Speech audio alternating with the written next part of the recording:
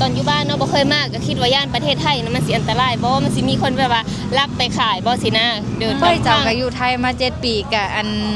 ความหูเจ้าก็คือน้อยแท้อันนี้ก็ยอมรับจ้าพี่ๆทุกคนคือสมองมันกะสมองขี้เลื่อยเนาะสมอง สบายดีทุกคนยินดีต้อนรับเข้าสู่ช่องแต่งออนสาวเราจ้ามื้อนี้ก็คือมาอยู่ที่วัดพระแก้วนะบริเวณวัดพระแก้วนะคะพี่ๆทุกคนโอ้โหมาเท่าใดก็คืองามแฮงงามอีหลีเนาะแบบงามแบบยิ่งกลางคืนนี่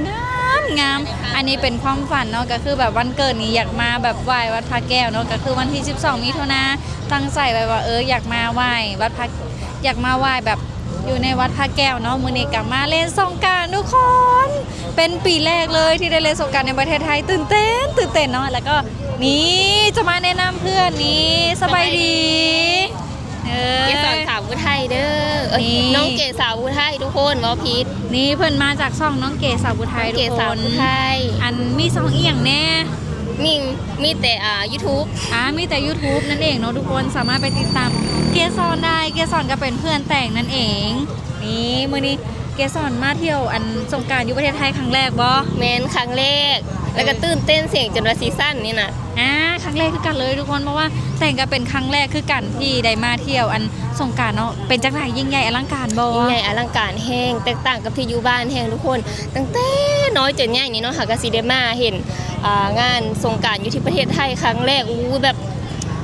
แทบเว้าบ่ออกเลยเห็นโดดเห็นเพิ่นบินโดรนเมื่อคืนนี่ก็รู้สึกแปลกใจว่าประเทศได้แนวใดสินะเนาะรู้สึกแปลกใจแฮงว่าเขาเจ้าแบบอันเขาเจ้าแบบว่าประดิษฐ์บอกเพิ่นฮ้องเอียงแบบรูปแต่ละอย่างหั่นนะรูปแต่ละอย่างแล้วมันก็สิมีความหมายเนาะทุกคนด้วยความที่แบบแต่งก็เป็นอัน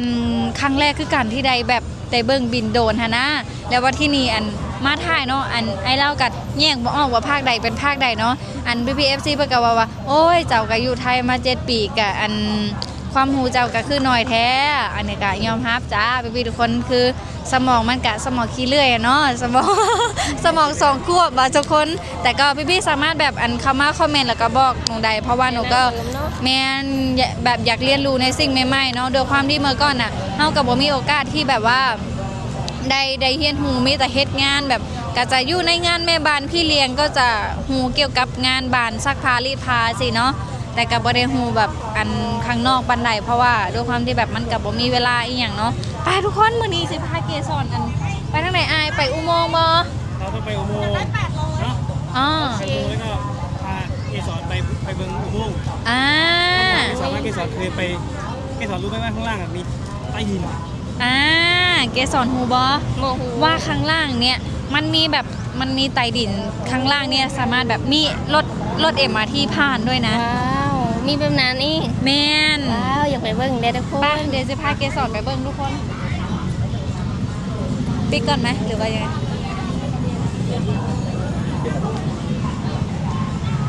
อันโอ้โหเกสรเนาะงามเนาะเป็นจังไดเป็นตายานบ่เมืองไทยเกสรน่ะเป็นตายานบ่ตอนอยู่บ้านเนาะบ่เคยมากก็คิดว่าย่านประเทศไทยนะมันสิอันตรายบ่มันสิมีคนแบบว่าลักไปขายบ่สินะเดินตามทางแบบว่าเห็นข้าวบางทีก็มันเป็นตายานแบบว่าย่านเขา จับไปแล้วเฮ็ดอีหยังนะไปหลายอย่างแต่ว่าพอมาเห็นตัวจริงก็คือปลอดภัยเนาะแล้วก็เป็นระเบียบผู้คนก็นิสัยดีมีมารยาทแล้วก็จริงใจนำแม่เห็นบ่นี่บ่มีขยะเลยนี่เบิ่งคนนักท่องเที่ยวหลายเกสรเห็นอีหยังบ่นู่นนี่มันมีกล้องวงจรปิดทั่วเลยเขาเจ้าสิสิมีไผกามาเฮ็ดเนาะ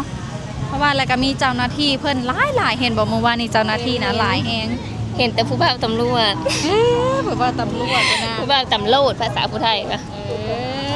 ย่านสิบ่เข้าใจอันเกสรก็คือเป็นสาวผู้ไทยเนาะทุกคนแต่ว่าแต่งกับเป็นสาวผู้ไทยแต่ว่าด้วยความที่แบบอันอยู่บ้านเขาจะบ่ได้พาเว้าภาษาไทยก็เลยเว้าบ่เป็นก็เลยว่าแต่ว่าเฮาสามารถเข้าใจกันแม่นแต่ว่าบ่เป็นอยู่แต่มันบ่คือมันบ่คือเกสรเห็นวิวมองนี้บ่ตรงนี้คืองามแท้ๆงามเลยเนาะนี่มื้อนี้ป้าโอ้โหนักท่องเที่ยวบ่แม่ทุกคนนักท่องเที่ยวหลายแฮงเนาะนี่อันนี้ก็จะทางมาลายโอ้งามหลายนี่มื้อนี้ก็มากับอันเบ้าหน่อยนำ แต่ ข ก็ องเราเนี่ยบอกเราเนี่ยเราบอกน้ำเนี่ย เป้าน้อย นี่ก็มากับอันเบ้าน้อยเพิ่นเนาะ สบายดีมาจะไหน ไปจักได้อายเที่ยวม่วนบ่ อ๋อเที่ยวเมืองไทย แม่ ม่วนม่วนม่วนแบบบ่กังวลเลย เนาะม่วนแบบบ่ระหวาดระแวงม่วนแบบม่วนจุใจเพิ่นว่าม่วนจุใจ อายเคยเรียนสงกรานต์อยู่ประเทศไทยบ่ ปีนี้ปีแรกเลยที่ได้เล่นสงกรานต์ในประเทศไทย พี่แหลกคือขังเลยคนละ แม่น ดีได้แต่นี่ แม่น มีหลายคนแบบ แล้วไอตกใจที่สุดสงกรานต์ในประเทศไทยแตกต่างจากบ้านเฮาเพราะว่ามีเจ้าหน้าที่ แม่น เมื่อกี้นี่เป็น100ชีวิตเลย เจ้าหน้าที่ดูแลความปลอดภัยให้กับนักท่องเที่ยวที่มาเล่นเทศกาลอยู่ประเทศไทย สมกับประเทศไทยจดลิขสิทธิ์อีหลี โอ้สงกรานต์ ประเพณีสงกรานต์นี่คือลิขสิทธิ์ของประเทศไทยนะในความเป็นจริง โอ้ แม่นวัฒนธรรมของประเพณีสงกรานต์เลย อืม เป็นลิขสิทธิ์ของไทยนะ อันนี้อยากให้อันนี้นะ โอ้ยอย่าไปเยี่ยมงาได้เกสรเดี๋ยวงามันตายเด้ นะครับทุกคนเนาะผู้ใดที่อยากมาเที่ยวสงกรานต์ประเทศไทยนะกำลังเริ่มเมื่อวันที่11เมษายนถึง15 เมษายนนะสงกรานต์ปีนี้ แม่นก็คืออู้อันนี้ก็คือตื่นเต้นแฮงแต่ละที่คือแบบอลังการงานสร้างแฮงเนาะ ใช่ ไม่ว่าจะเป็นอันอยากเห็น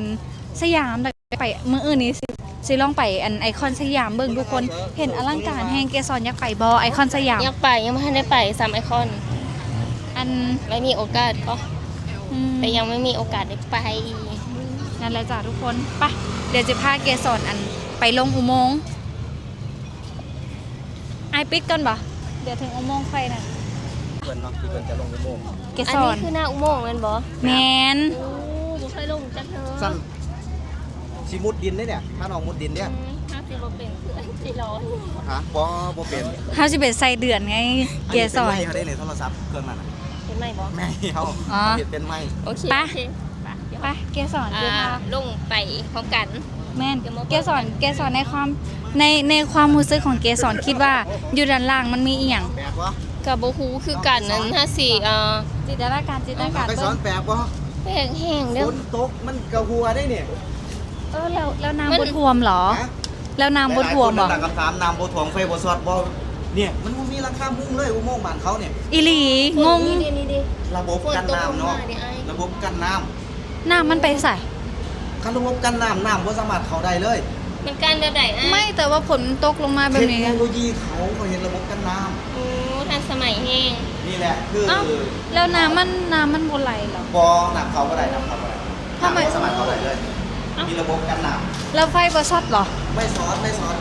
อ่ะ คืออุโมงค์นี้ยังมาหลายปีสร้างมาหลายปีปัจจุบันนี้มันยังใส่ได้ที่เก่า บอก มีการสึกล้อ บอกตรงๆเลยว่า งง มีเย็นเด้ อู้เย็นอุ้ยมีแอร์น ใช่ อาหาร ใช่ น้ำฟรี ำก็ ได้ อุโมงค์มีแอร์ทุกคน เรือเสือบ่ต้อง อุโมงค์มีแอร์ คน เหลือเสือแห้งทุกคนเบิงและก็มีที่ชาร์จแบตนำนะอยู่มองนี้นะเราสามารถหาชาร์จแบตได้เลย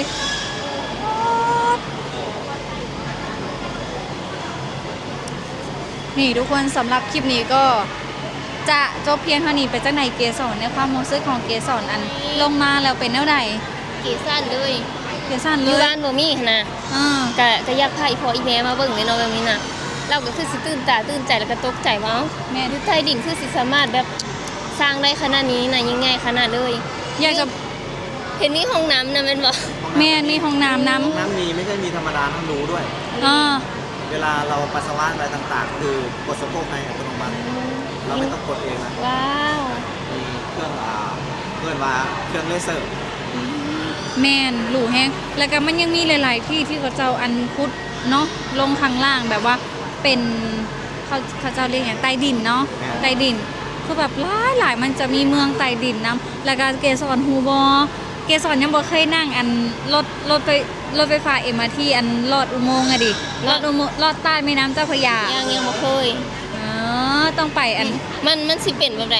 มันเป็นอุโมงค์แล้วก็เจ้า มัน ลอดแบบอันนี้ไปเลย มัน ล สิ อด มี ใต้ แม่ แม่ น้ำ น้ำเลย เห็นน้ำบ่ บ่เห็น อ้าว เพราะว่า ก็เดี๋ยวรถแม่ น้ำ น้ำ น้ำมันจะอยู่ข้างบนแล้วก็ อ๋อ เขาจะเจาะลงไปมันจะมีดินแล้วก็เจาะลงไปสิเลยข้างดินเลย มันสิเลิกสำนักกับเฮ็ดได้ เฮ็ดได้ โอ้ เกสรต้องลองนั่งจากสถานีสนามไซไปสถานี สรภาพ อิสรภาพใช่ต้องร้อง ใจคือเป็น เดี๋ยวจักมือเนาะเดี๋ยวสิไปนั่ง ได้ทุกคนเดี๋ยววันไหนว่างๆจะพาเกสรไปเนาะสำหรับคลิปนี้กับโต๊ะเปียนเท่านี้เนาะฝากกดไลค์กดแชร์กดติดตามเพื่อเป็นกำลังใจในการทำคลิปต่อๆไปของแต่แล้วก็ของเกสรทางช่อง น้องเก๋สาวผู้ไทยเป็นภาษาไทยเด้อจ้า น้องเกสาวบุไทยนั่นเองทุกคนสามารถไปติดตามน้องเกได้แล้วก็เข้าใจไอโบเข้าใจอันเบาน้อยละลายเนาะที่พามาแล้วก็ที่ไปตากล้องให้ในตอนนี้เข้าใจพ่อใหญ่โบนำเด้อเข้าใจละลาย ไอโบ อ๋อไอโบนั่นแหละจ้ะฝากติดตามเพจ TikTok แต่งอ่อนสอนเราด้วยเด้อสนับสนุนหนูด้วยการไม่กดข้ามโฆษณาหรือว่าเกิดซื้อก่อนจะประเสริฐแต่งไม่ล่าสุดแบบตื่นเต้นจนแบบลิ้นรัวลิ้นไหลไปหมดแล้ว